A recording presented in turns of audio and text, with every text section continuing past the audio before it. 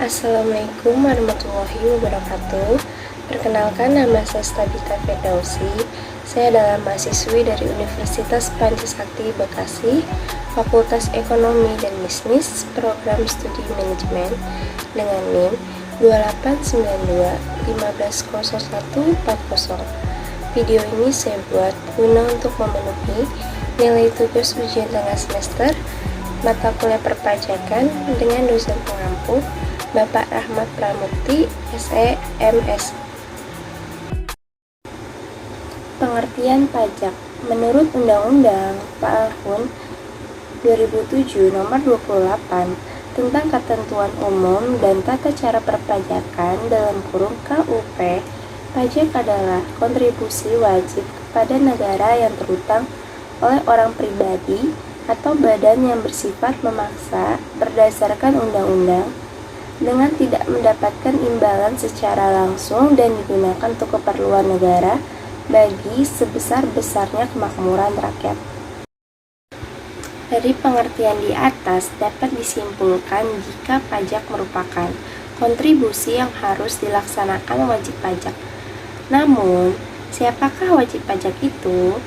Pasal 1 Angka 2 Undang-Undang KUP menjelaskan bahwa wajib pajak adalah orang pribadi atau badan meliputi pembayar pajak, pemotong pajak, dan pemungut pajak yang mempunyai hak dan kewajiban perpajakan sesuai dengan ketentuan peraturan perundang-undangan. Pandangan tentang pajak ke depannya. Sampai saat ini dapat dilihat bahwa kepatuhan membayar pajak oleh wajib pajak masih rendah. Sebagaimana disampaikan Direktur Penyuluhan Pelayanan dan Hubungan Masyarakat Ditjen Pajak Hestu Yoga, bahwa kepatuhan pajak masyarakat Indonesia dapat dilihat dari tingkat tax ratio yang masih 10,3%. Kepatuhan masyarakat terhadap pajak sangat dipengaruhi oleh kesadaran masyarakatnya. Oleh karena itu, sangat penting untuk meningkatkan kesadaran pajak bagi warga negara Indonesia. Pandangan bahwa membayar pajak merupakan wujud kecintaan kepada tanah air sebagaimana dianut oleh warga Jepang, juga rasa tanggung jawab untuk berkontribusi mewujudkan kesejahteraan sebagaimana yang dianut warga Australia harus ditanamkan dalam diri warga negara Indonesia. Fungsi pajak. Yang pertama ada fungsi anggaran sebagai sumber dana bagi pemerintah untuk membiayai pengeluaran-pengeluarannya. Yang kedua ada fungsi mengatur sebagai alat pengatur atau melaksanakan pemerintah dalam bidang sosial ekonomi. Yang ketiga ada stabilitas. Pajak sebagai penerimaan negara dapat digunakan untuk menjalankan kebijakan-kebijakan pemerintah. Yang keempat ada redistribusi pendapatan. Penerimaan negara dari pajak digunakan untuk membiayai pengeluaran umum dan pembangunan nasional sehingga dapat membuka kesepakatan kerja dengan tujuan untuk meningkatkan pendapatan masyarakat. Di sini ada soal pertama. Objek pajak adalah penghasilan, yaitu setiap tambahan kemampuan ekonomis yang diterima atau diperoleh wajib pajak, baik yang berasal dari Indonesia maupun dari luar Indonesia, yang dapat dipakai untuk konsumsi atau menambah kekayaan wajib pajak yang bersangkutan. Jelaskan penerapan pengertian baik yang berasal dari Indonesia maupun dari luar Indonesia dalam perpajakan di Indonesia dengan memberikan contoh aplikasi pelaksanaannya. Penyelesaiannya di sini ada objek pajak adalah penghasilan, yaitu setiap tambahan kemampuan ekonomis yang diterima atau diperoleh wajib pajak baik yang berasal dari Indonesia maupun dari luar Indonesia yang dapat dipakai untuk konsumsi atau menambah kekayaan wajib pajak yang bersangkutan. Bunyi pasal di atas mencerminkan konsep pengenaan PPh di Indonesia yang bersifat luas. Terdapat 5 prinsip yang terkandung di dalam pasal ini. Penyelesaiannya Yang pertama, terkait dengan klausul, setiap tambahan kemampuan ekonomis mengarah pada setiap tambahan kemampuan untuk menguasai bidang dan barang dan jasa yang didapat oleh wajib pajak dalam tahun pajak tertentu. Kedua, terkait dengan klausul yang diterima atau diperoleh wajib pajak dapat diartikan bahwa pengenaan PPh dilakukan hanya atas tambahan kemampuan ekonomis yang telah menjadi realisasi. Yang ketiga, terkait dengan klausul yang berasal dari Indonesia maupun yang berasal dari luar Indonesia, mengacu pada sistem pemajakan Worldwide Income atau WII. Dengan sistem perpajakan WII, semua penghasilan yang diterima atau diperoleh wajib pajak dikenai PPh, baik yang berasal dari Indonesia maupun dari luar Indonesia. Hal ini berbeda dengan sistem territorial income yang diterapkan bagi subjek pajak luar negeri. Kewajiban pajak luar negeri diatur dalam pasal 26 Undang-Undang PPh. Keempat, terkait dengan klausul yang dipakai untuk konsumsi maupun yang dipakai untuk membeli tambahan harta, merupakan cara menghitung atau mengukur besarnya penghasilan yang dikenakan pajak. Kelima, terkait dengan nama dan dalam bentuk apapun, merupakan penerapan prinsip the substance over from principle.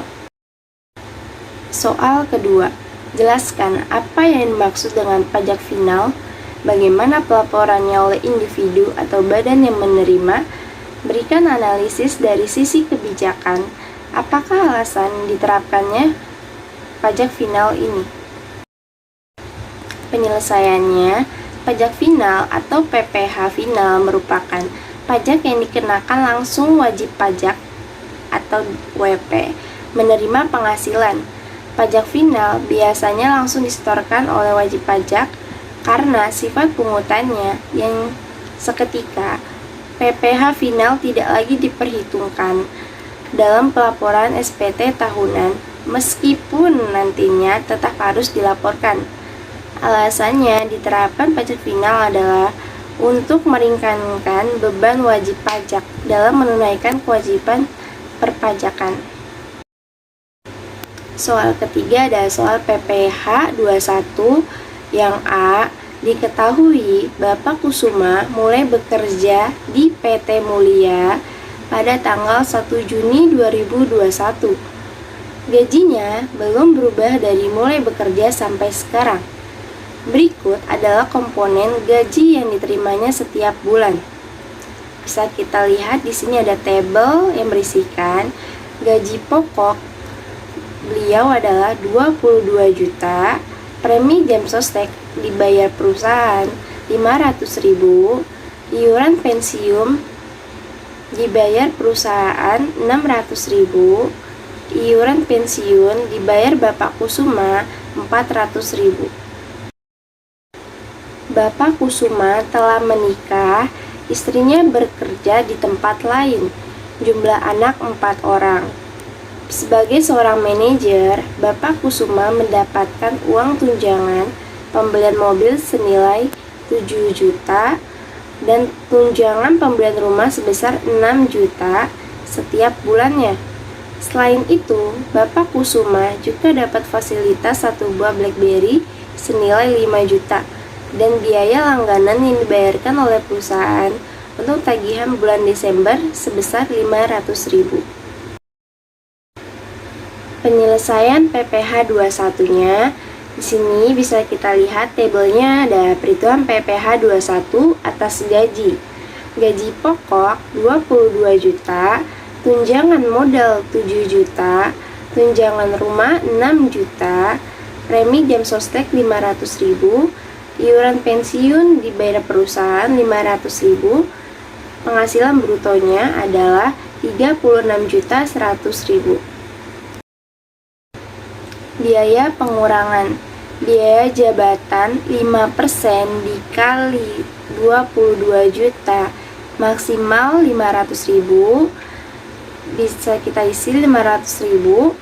Iuran pensiun dibayar Bapak Kusuma 400.000. Total biaya pengurangan 500.000 ditambah 400.000 hasilnya 900.000 total biaya pengurangannya. Penghasilan neto per bulannya sebesar 35.200.000. Penghasilan neto per bulan 7 bulan dikali 35.200.000 maka hasilnya 246.400.000. Penghasilan tidak kena pajak atau PTKP wajib pajak pribadi sebesar 54 juta, status kawin 4.500.000, tanggungan anak 13.500.000, total PTKP 72 juta.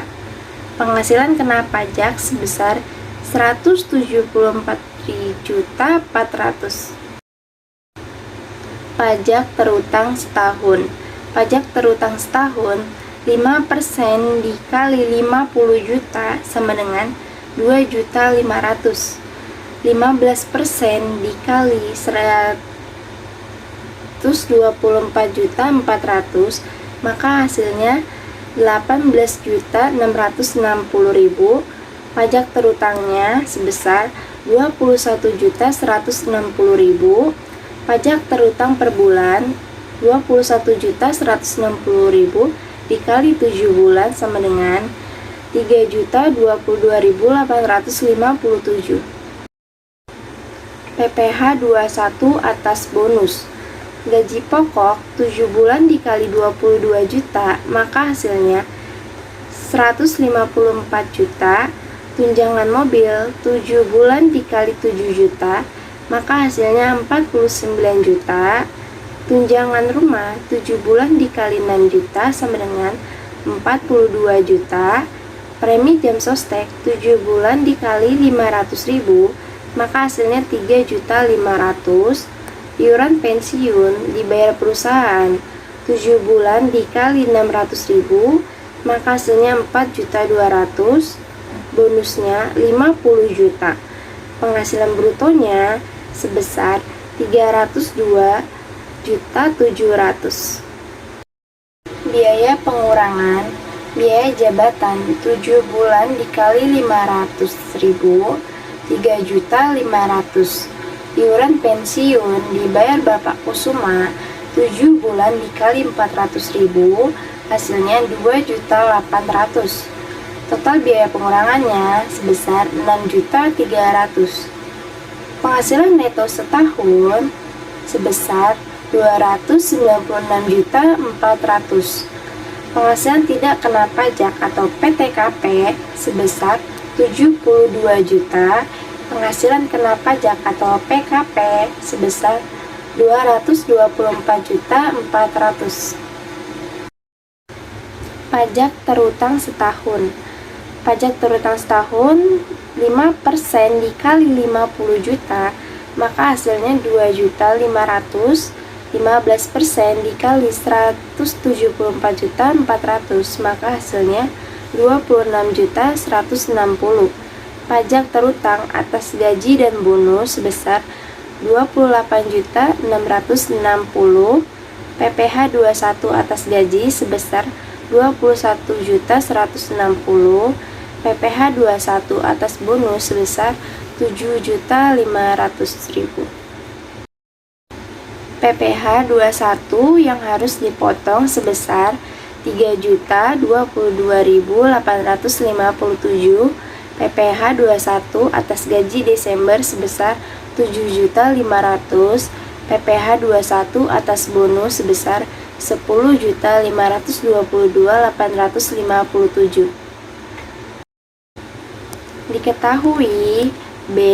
Selama bulan Desember 2010 Intan bekerja sales untuk kegiatan pameran PT Mulia dengan honor sebesar 200.000 per hari.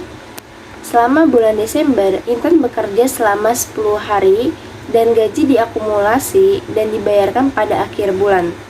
Ditanya, hitunglah PPh 21 atas honor yang diterima Intan. Di sini dapat kita lihat tabelnya bersama. Ada upah bulan Desember 10 hari dikali 200.000, maka hasilnya 2 juta. Penghasilan neto per bulan 12 bulan dikali 2 juta, maka hasilnya 24 juta.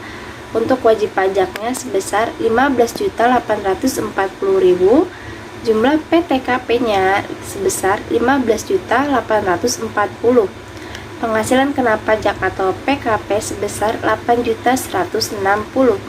Pajak penghasilan terutang sebesar 5% dikali 8.160 yang didapatkan sebesar 408.000. Pajak terutang sebesar 408.000. Pajak terutang per bulan 408 dibagi 12, maka hasilnya 34.000. Yang C, diketahui Tita diminta untuk membantu mengerjakan dekorasi untuk kegiatan pameran dengan upah borongan sebesar 1 juta yang diselesaikan selama 4 hari kerja. Ditanya, hitunglah PPh 21 yang dipotong dari honor yang diterima Tita. Di sini dapat dilihat Tita upah pemborongan sehari sebesar 1 juta dibagi 4 hari, maka hasilnya 250.000. Upah sehari di atas 150 batas PKP sebesar 150. Penghasilan kena pajak 100.000. Upah borongan terutang pajak 4 hari dikali 100.000, maka hasilnya 400.000. PPh 21 terutang 5% dikali 400.000, maka hasilnya 20.000.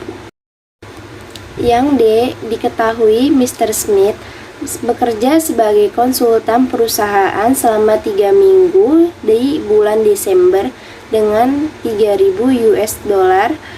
Kurs yang berlaku adalah 9 juta per 1 US dollar. Smith menikah dan memiliki 2 orang anak. Ditanya, hitunglah PPh 26 yang dipotong dari honor yang diterima Mr. Smith. Di sini tabelnya bisa kita lihat bareng-bareng. Mr. Smith masih dikategorikan sebagai WP, wajib pajak luar negeri, yang membawa namanya sendiri saat bekerja di PT Mulia sebagai konsultan, sehingga atas gajinya dikenakan potongan PPh pasal 26 secara final sebesar PPh pasal 26 terutang 20% dikali 3.000 US dollar dikali 9.000 per 1 US dollar sama dengan 5.400.000. E, diketahui Pak Hermawan diminta untuk berceramah di perusahaan tersebut dan diberikan honor sebagai pembicara sebesar 15 juta. Ditanya, hitunglah PPh 21 yang dipotong dari honor yang diterima Pak Hermawan. PPh 21 atas honor kepada penceramah bukan pegawai yang tidak bersifat berkesinambungan. PPh 21 terutang 5% dikali 50% dikali 15 juta, maka hasilnya 375.000. Cukup sekian materi yang bisa saya sampaikan, selebihnya mohon maaf. Terima kasih. Wassalamualaikum warahmatullahi wabarakatuh.